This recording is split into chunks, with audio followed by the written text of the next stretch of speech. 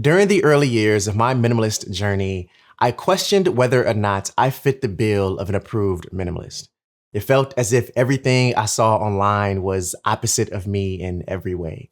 And because of that, I also questioned whether or not I should continue down this path. Is minimalism right for me? A question I've asked myself dozens upon dozens of times, and every time I attempt to answer,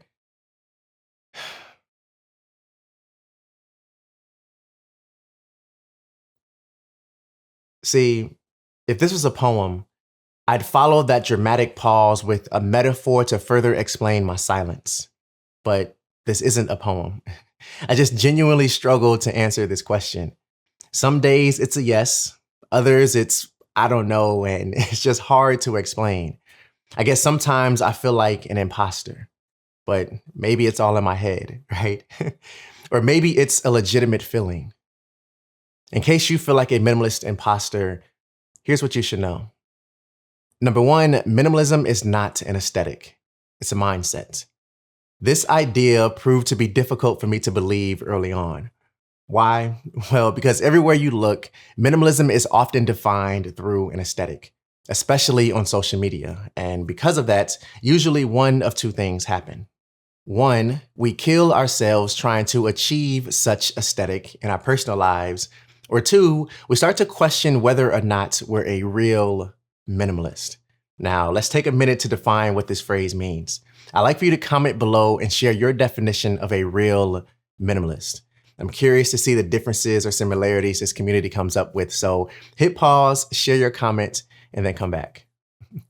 All right. Now, it's only fair that I share my definition of a real minimalist as well, right? So I would define a real minimalist as someone who does their absolute best to live an intentional and purposeful life given their circumstances. My reason for this has everything to do with the topic we're currently discussing. Minimalism is not an aesthetic. It's a mindset. And the moment we start to differentiate the two is the exact same moment we start to feel less like an imposter and more like someone who is doing their absolute best to live an intentional and purposeful life given their circumstances. The second thing you should know is that comparison is likely the source of your imposter syndrome.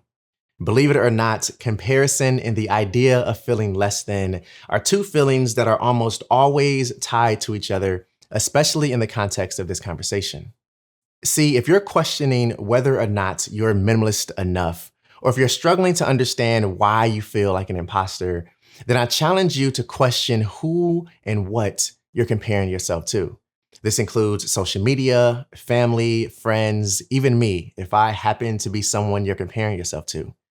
Don't do it. Remember, minimalism is both a journey and a tool. Knowing this means how it appears and the way you use it in your life will differ in varying degrees when compared to those around you. So do me and yourself a favor and don't waste your time and energy trying to recreate what you see on social media or trying to fit the vision someone else has for your life and consumption habits. Instead, stay true to you and what it means to live your intentional and purposeful life.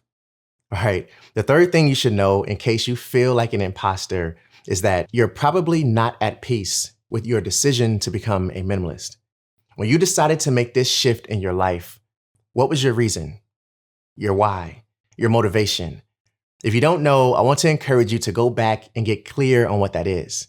Because without knowing this, it makes it that much harder to find the confidence you seek in knowing that you made the right decision for you, that you're not an imposter.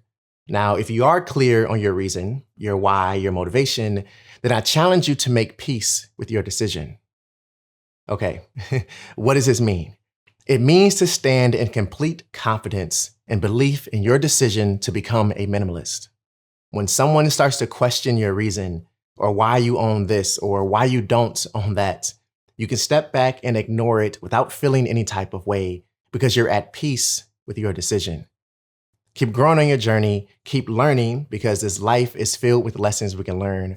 Always stay true to you, and I'll see you in the next one. Peace.